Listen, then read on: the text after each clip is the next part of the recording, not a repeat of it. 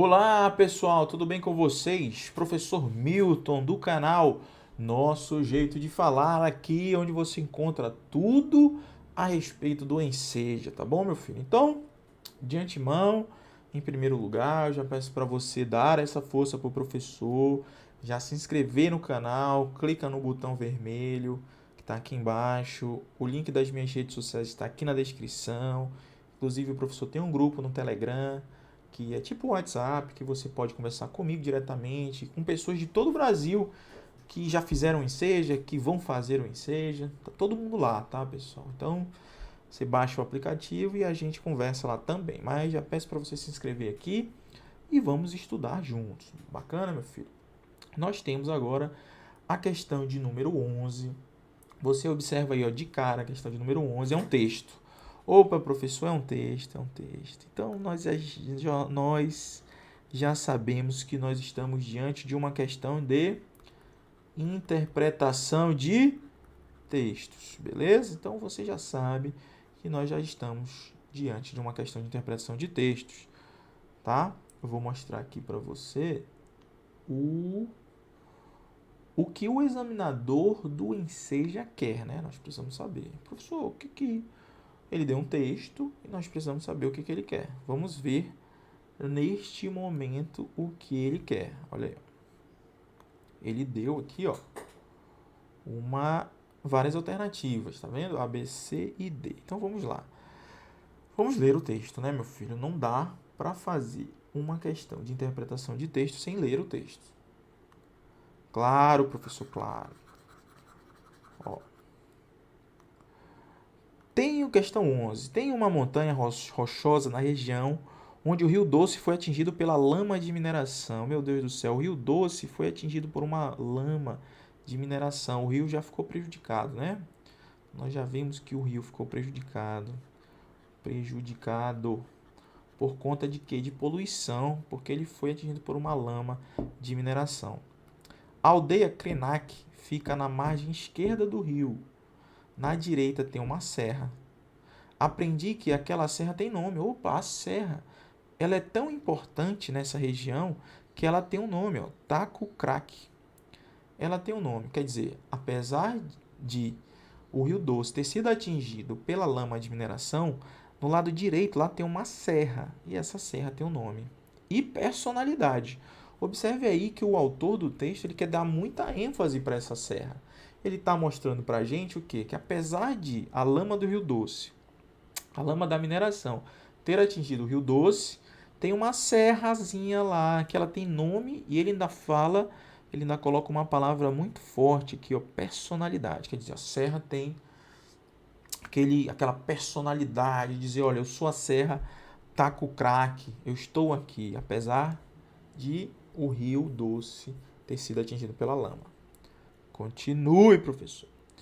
De manhã cedo, de lá do terreiro da aldeia, as pessoas olham para ela, para a serra, e sabem se o dia vai ser bom ou se é melhor ficar quieto. Opa, quer dizer, as pessoas olham para a serra e já olham, opa, será que hoje o dia vai ser bom ou vai ser ruim? Como é que eles sabem disso? Ó? Quando ela, a serra, está com uma cara do tipo, não estou para conversar hoje, as pessoas já ficam atentas. Quando ela amanhece esplêndida, bonita, com nuvens claras sobrevoando a sua cabeça, todo enfeitado, o pessoal fala, pode fazer festa, dançar, pescar, pode fazer o que quiser. Quer dizer, você percebe que a serra é tão importante, ela tem tanta personalidade, como diz o autor aí, que as pessoas que moram lá, apesar de terem sofrido ali a poluição, terem sido prejudicados pela poluição do Rio Doce, eles olham para a serra, Taco Crack, essa serra aí, e já dizem assim, opa, hoje ela não tá para conversa, dependendo do dia, de manhã cedo. Ou quando ela amanhece esplêndida, bonita, como diz aqui no finalzinho, ó. Tá vendo? Pode fazer festa, dançar, pescar, pode fazer o que você quiser. Quer dizer, tudo depende. Ela tem tanta personalidade que ela consegue interferir no humor das pessoas que moram lá.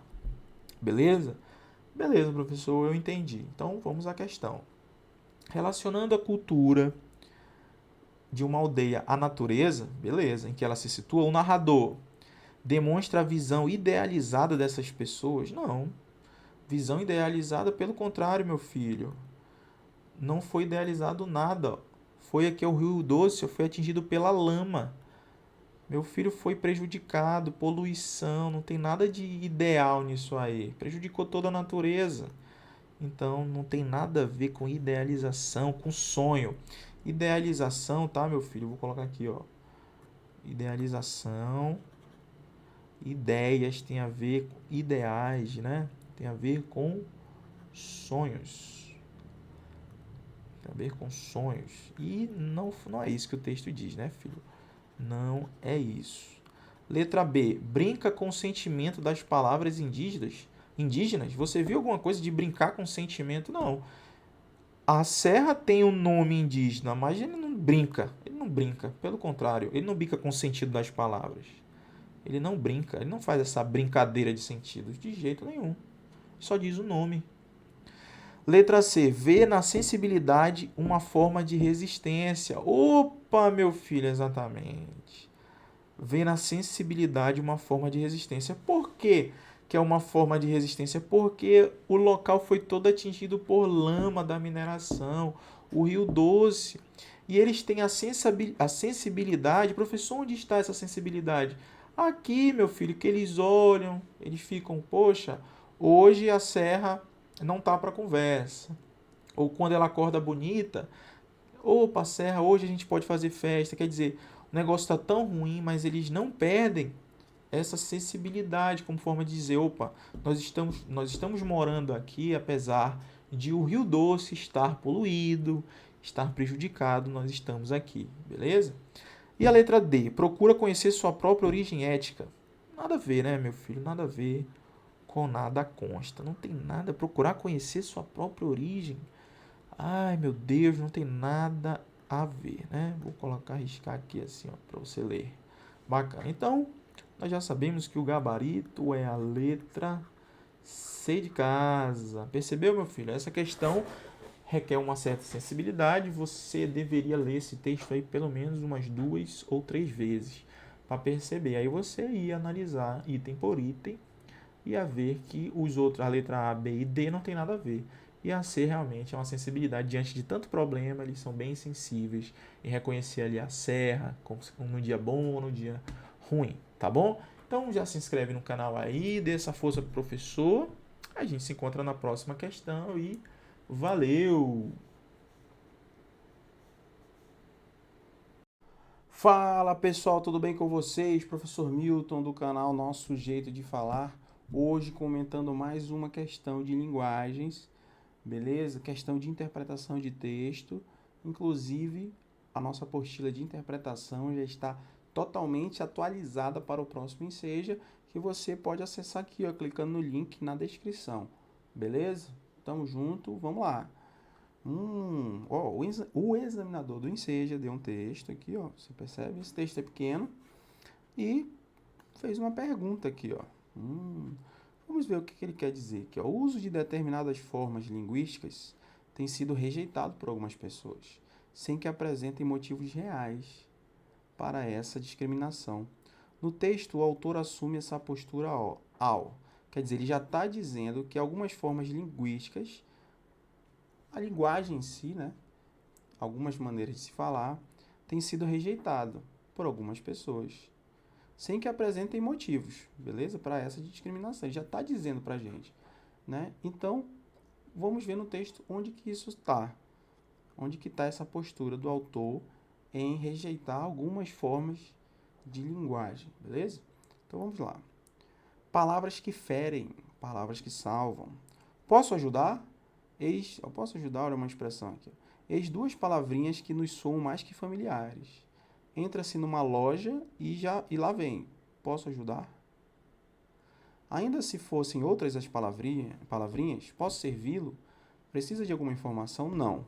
O escolhido é posso ajudar. Traduzido direto do jargão dos atendentes americanos. Quer dizer, essa expressão posso ajudar vem lá dos Estados Unidos. A má tradução das expressões comerciais americanas já cometeu uma devastação no idioma, ao propagar o doentio surto de gerúndios. Vou estar providenciando, posso estar examinando. Quer dizer, olha só como ele está a questão aqui que ele pergunta de rejeitar determinadas formas linguísticas, ele está falando bem aqui no finalzinho, ó. É em decorrência do quê? Da má tradução das expressões comerciais, ó. Vem propagando o quê? O doentio surto de gerúndios. Vou estar providenciando, posso estar examinando. Segundo o autor, que do telemarketing contaminou outros setores da linguagem. Caramba, olha só que engraçado, né? Mas vamos lá. Então, no texto, o autor assume essa postura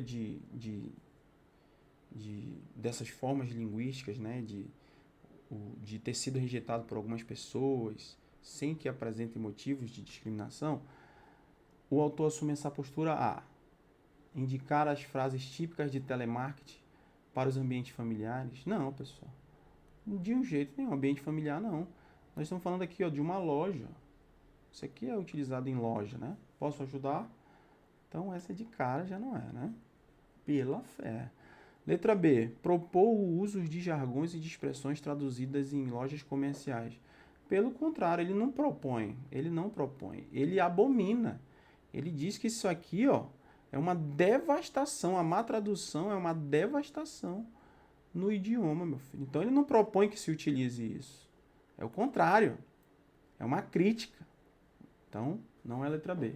Letra C. Identificar problemas correntes na linguagem utilizada pelos americanos também não tem nada a ver.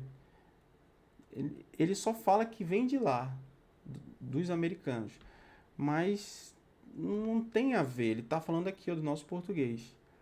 Tá? Não é do inglês em si. Está falando da tradução que é feita no português. Que nós vimos aqui, ó. Ó, a má tradução, tá vendo aqui, ó? Tá tudo no texto. E a letra D, caracterizar certas expressões como maléficas e destruidoras da língua. Exatamente, meu filho. Ele está dizendo que esse tipo de tradução essas expressões acabam por ser maléficas e destruidoras da língua. Olha só. Porque a má tradução das expressões americanas comete uma devastação no idioma ao propagar o doentio surto de gerúndios. Vou estar providenciando, posso estar examinando. Então, o gabarito é a letra D. Letra D de dado. Beleza, pessoal? Então, ó, observe que essa questão exigiu um pouco mais de atenção de você, mas você é inscrito aqui no canal, você vai tirar de letra, beleza? Aguardo você no próximo vídeo e valeu!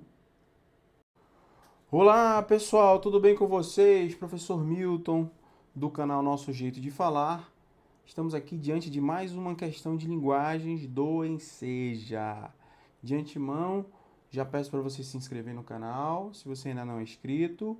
E também quero dizer que a nossa apostila para o próximo Enseja de interpretação de textos já está totalmente atualizada. Então, você confere a apostila clicando no link que aparece aqui na descrição, beleza?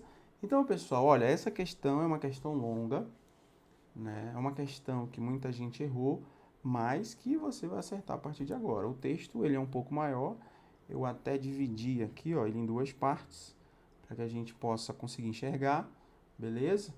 Ó, você tá vendo aí o tamanho do texto? Né? O Enseja também traz texto grande, filho, então já vá se acostumando. E também vamos ver aqui, ó, o que o examinador quer, ó. Nesse texto, em que a autora critica o estilo de vida imposto pela modernidade, um dos elementos responsáveis pela sua progressão é, letra A, presença marcante de metáforas no último parágrafo. Vou já explicar o que é. Letra B, repetição sistemática do trecho. A gente se acostuma.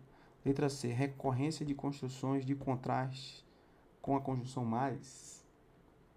Letra D, marcação da primeira pessoa do discurso em toda a sua extensão. Vamos ver. Vamos ao texto. Eu sei que a gente se acostuma, mas não devia. Olha só, observe aí, pessoal. Eu sei que a gente se acostuma, mas não devia. A gente se acostuma a morar em apartamentos de fundos e não ter outra vista que não as janelas ao redor. E porque não tem vista, logo se acostuma a não olhar para fora. A gente se acostuma a acordar de manhã sobressaltado porque está na hora, a tomar o café correndo porque está atrasado, a ler o jornal no ônibus porque não pode perder o tempo de viagem, a comer sanduíche porque não dá para almoçar. A gente se acostuma, tá vendo que ela está repetindo direto a autora do texto?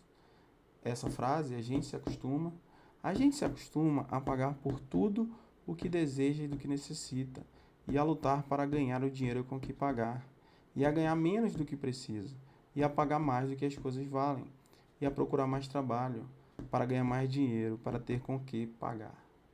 A gente se acostuma a coisas demais para não sofrer. Em doses pequenas, tentando não perceber, vai afastando uma dor aqui, um ressentimento ali, uma revolta acolá. A gente se acostuma para não se ralar na aspereza, para preservar a pele. Se acostuma para evitar feridas, sangramentos, para esquivar-se de faca e baioneta, para poupar o peito. A gente se acostuma para poupar a vida, que aos poucos se gasta e que gasta de tanto acostumar e se perde de si mesma.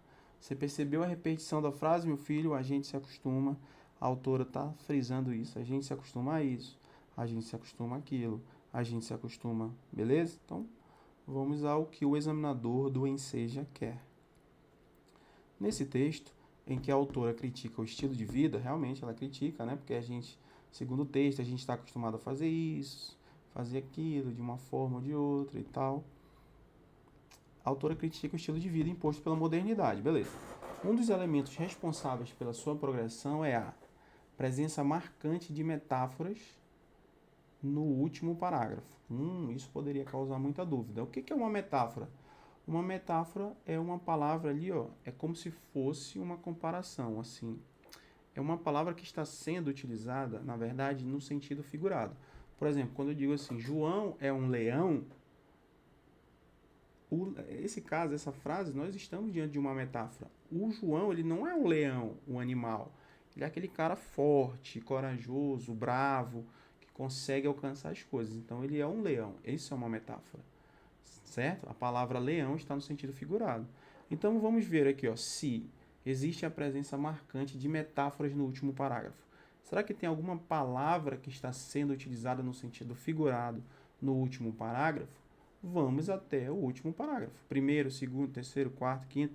Até aqui, ó. Esse é o último parágrafo. Vamos ver se tem alguma palavra como se fosse João é um leão, no sentido figurado. A gente se acostuma para não se ralar na aspereza para preservar a pele. Beleza. A gente se acostuma para evitar feridas, sangramentos, para esquivar de facas e baionetas, para poupar o peito. A gente se acostuma para poupar a vida, que aos poucos se gasta e que gasta de tanto acostumar, se perde em si mesmo. Pessoal, nós não vimos nenhuma palavra no sentido figurado aqui. Pelo contrário. A gente se acostuma para não se ralar na aspereza, para preservar a pele, para evitar ferimentos, sangramentos. A gente se esquiva de faca e baioneta. Quer dizer, não tem nenhuma palavra no sentido figurado aí no último parágrafo. Então, a letra A não é, beleza? Olha só como essa questão é de um nível acima. Letra B. Repetição sistemática do trecho a gente se acostuma. Perfeito, professor. É essa daqui, exatamente, meu filho. Olha só a letra B. Repetição sistemática do trecho, a gente se acostuma. Observe aí no texto que ela repete várias vezes essa expressão, a gente se acostuma, a gente se acostuma. Essa dava para matar, né, ó? Matar a questão, ó. A gente se acostuma. Tá em todo canto, ó. Mesmo que você sentisse dificuldade na letra A, você ia marcar a letra B, porque, ó, repetição sistemática de a gente se acostuma. Mas vamos tirar a dúvida de todas. Letra C. Recorrência de construções de contraste com a conjunção mais. Vamos ver. Recorrência. Recorrência é o que acontece várias vezes, né? Mais de uma vez, pelo menos. Então, vamos ver se tem esse mais várias vezes, né? Vamos ver. Eu sei que a gente se acostuma, mas não devia. Opa, tem um mais aqui. Aí, se você for lendo... Aqui eu não vi mais. Aqui também não. Olhando rápido, hein, pessoal? Aqui também não. Também não vi mais. Também não vi mais. Quer dizer, o mais só apareceu uma vez. O mais só apareceu uma vez. Então não é recorrente o uso da conjunção mais. O recorrente é o que a gente se acostuma, tá repetindo. O mais só apareceu uma única vez, filho. Então, essa também não é.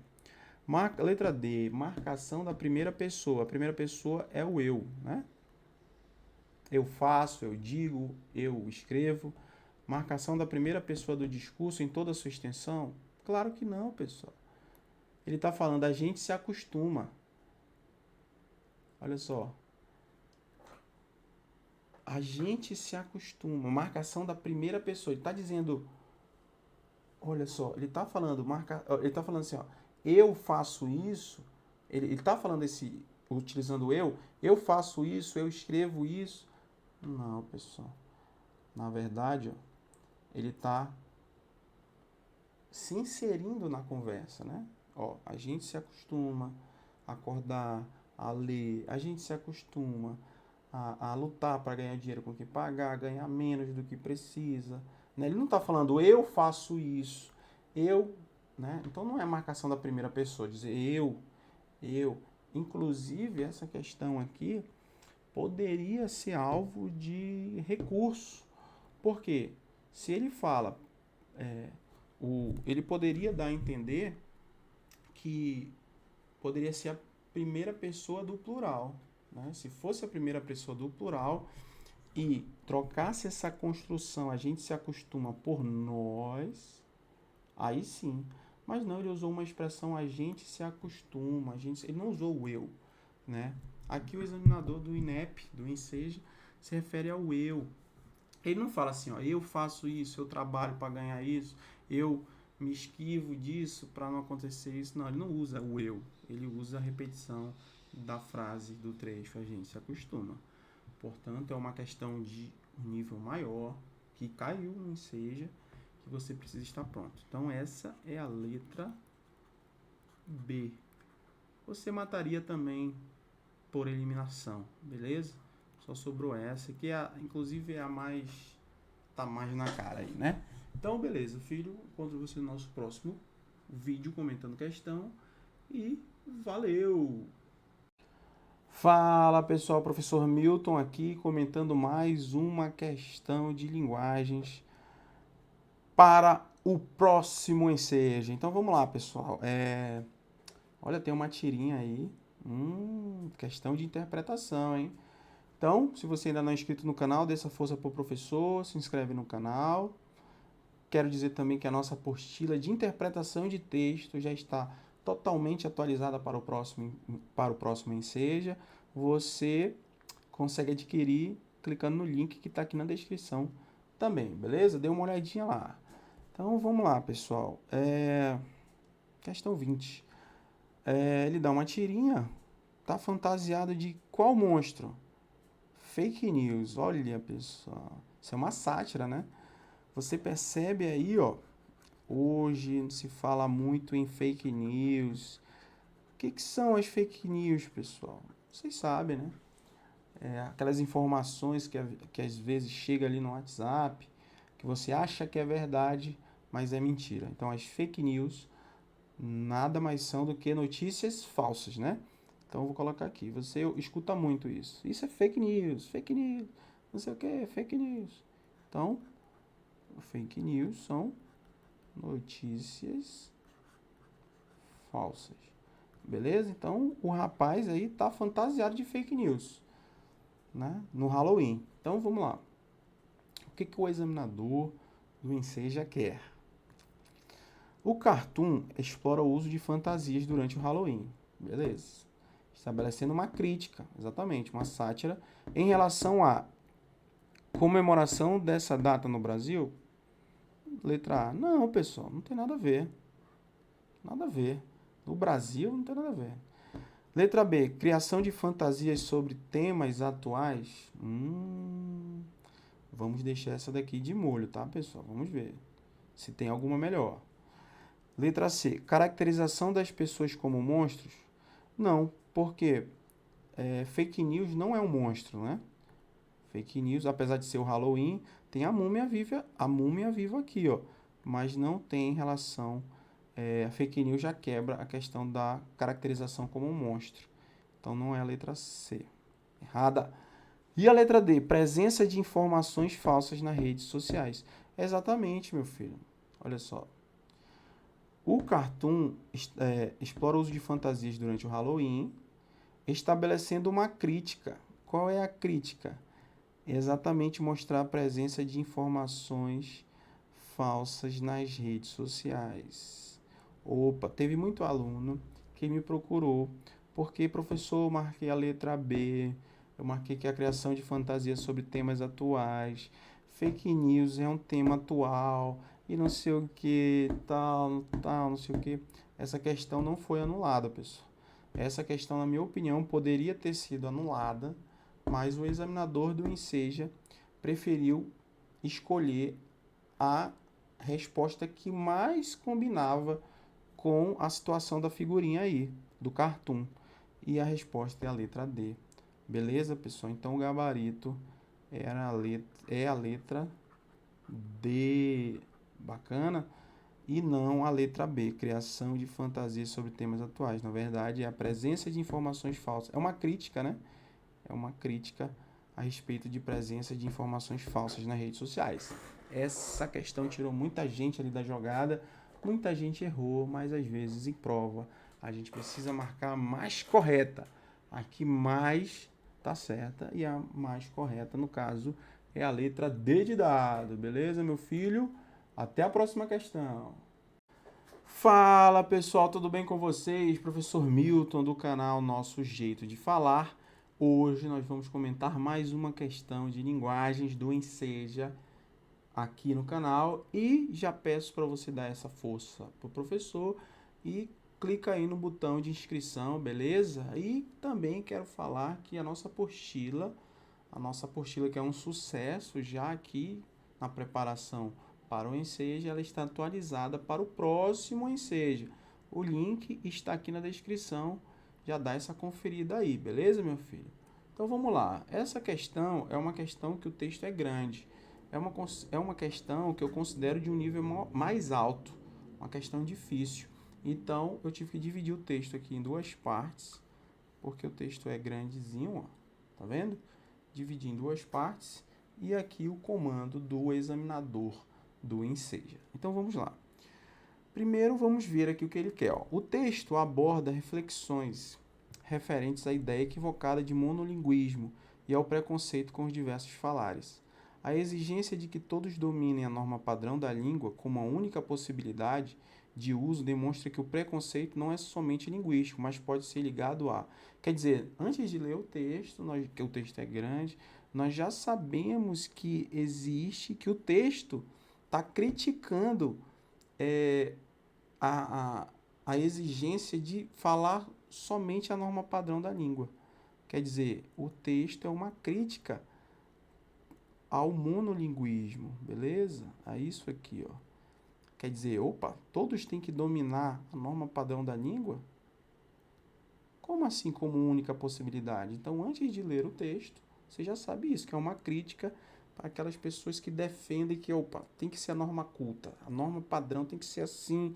Mas, então, vamos entender por que o autor está dizendo isso. O texto é longo, mas vamos ler com calma. A ideia de Brasil como país monolíngue ainda é extremamente veiculada, seja pela escola, seja pelas instituições sociais, políticas ou religiosas, seja pela mídia. A aceitação de um Brasil monolíngue gera um grande problema, já está dizendo. Ó. Qual é o problema? Pois na medida em que não se reconhece os problemas de comunicação entre falantes de diferentes variedades da língua, nada se faz para resolvê-lo. Então o autor desse texto, ele defende ali a variedade da língua, né? A nossa língua está em constante evolução. Então, ele é contra esse Brasil monolíngue, né? Então, ele afirma que isso é um problema. Vamos continuar. Paradoxalmente, que é por outro lado, né, visto sob outra ótica, com tantas referências aos povos indígenas na imprensa, devido à comemoração dos 500 anos do Brasil, ainda nos esquecemos das línguas indígenas. Ele ainda fala que a gente esquece dessa língua aqui, ó, a língua indígena. Também não levamos em conta as variantes do português. Olha aí, ó. Ele defende a questão das variantes do português, que a língua é viva, né? A gente acaba esquecendo dessas variantes, em contato com idiomas estrangeiros nas colônias de imigrantes. Por fim, não são consideradas todas as variantes linguísticas do português. Ó. Ele está falando que não são considerados. Por quê? Sejam regionais ou sociais. Ainda dá status falar corretamente. Quer dizer, ele está mostrando para a sociedade que dá um status eu falar bonito, certinho. Ai, professor, eu quero falar de acordo com a gramática. Tem que ser assim, tu és. Porque dá status. Segundo o autor, ele defende isso, tá? Estou só reproduzindo o que o autor está falando. Na ideia ingênua de que a língua dita culta é uma ponte para a ascensão social. Então, o autor está dizendo aqui, está informando a sociedade e a nós que ainda tem aquele status de falar bonito, falar correto e falar bonito, né? É uma linguagem culta, né? Rebuscada e tarará. Quem não domina a variante padrão é marginalizado, é ridicularizado. Quer dizer, quem não fala o português da gramática é ridicularizado. As pessoas riem dele. Na hora de preencher uma vaga profissional, num concurso vestibular, numa situação de conferência na escola, beleza. Essa variante padrão, no entanto, é reservada a uma ínfima parte da população brasileira, a mesma que detém o poder econômico e político. Quer dizer, ele está falando ainda, o autor afirma que esse padrão da língua portuguesa, formal, chique, que tem o status, pertence à classe que tem o poder econômico e também o poder político. Não é difícil perceber que o modo de falar correto é o dessa elite e que o modo errado é vinculado ao grupo de desprestígio social. Quer dizer, ele está dizendo que na nossa sociedade nós temos vamos colocar assim, grosso modo, falando assim, direto e reto, temos os ricos que falam bonitinho, tem o poder econômico e o poder político, falam corretamente por usar a gramática bonita, por falar bonito, de acordo com a norma padrão, de acordo com a norma culta. Então, de acordo com o autor desse texto, ele está dizendo que os ricos, a nossa sociedade é dividida em rico e pobre, por exemplo, e os ricos falam bonitinho porque usam a gramática corretamente. Por outro lado, a parte de baixo da sociedade, segundo o autor, não falaria corretamente porque não ou desconhecem a linguagem culta, ou não querem usar, ou não sabem usar. Conforme Marcos Bagno, há no Brasil uma mitologia do preconceito linguístico, que prejudica toda a nossa educação e nossa formação como cidadãos, para além de um termo teórico. Falou, olha só o tamanho desse texto aqui, ó. Tá vendo, filho? É grande, mas às vezes nós já vimos aqui, inclusive, que texto grande, às vezes a resposta é tranquila. Então vamos lá, o texto aborda reflexões. A exigência de que todos dominem. Professor, leia de novo.